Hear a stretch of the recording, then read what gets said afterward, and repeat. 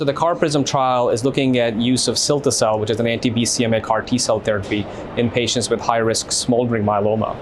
So patients with high-risk smoldering myeloma have a high risk of progression to symptomatic disease in the next 2 years, and there have been numerous interventions that have been studied in this population to try to delay time to progression. At this meeting, we're seeing the results from the daratumumab study, the Aquila trial, showing benefit over observation in that patient population. So the next question is, how can we make that even better? Because in that study, the response rate was about 60%, and about 40% of patients still relapse at 5 years. So we looked at different strategies in how to intervene with either more combination therapies that are myeloma-like in this population, and now looking at the first time CAR T-cell therapy, because these patients have a much more fit immune system. Can you actually give them a one-time CAR T-cell infusion and maybe prevent the disease from developing perhaps in their lifetime?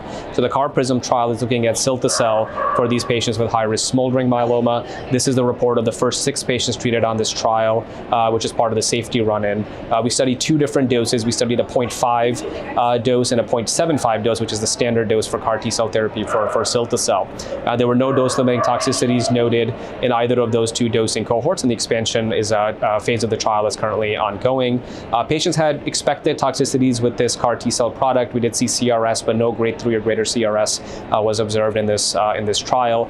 There were some cytopenias that we expect from lymphodepletion in the CAR products, but those were all transient, and no delayed or persistent cytopenias were observed.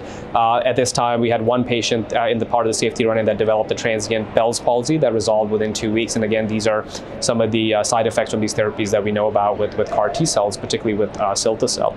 But the great news is that all patients responded to therapy. They all had a complete response, and all were MRD negative at 10 to the minus 6. And the first 3 patients are now a year out, so they have sustained MRD negativity at that 1-year mark with the one-time use of cilta-cel infusion. And the remainder of patients also remain MRD negative at their last follow-up. And there have been no patients that have progressed to overt myeloma at this time. So far, we've seen encouraging results from the safety run-in, and we hope to update the results at future meetings with this approach.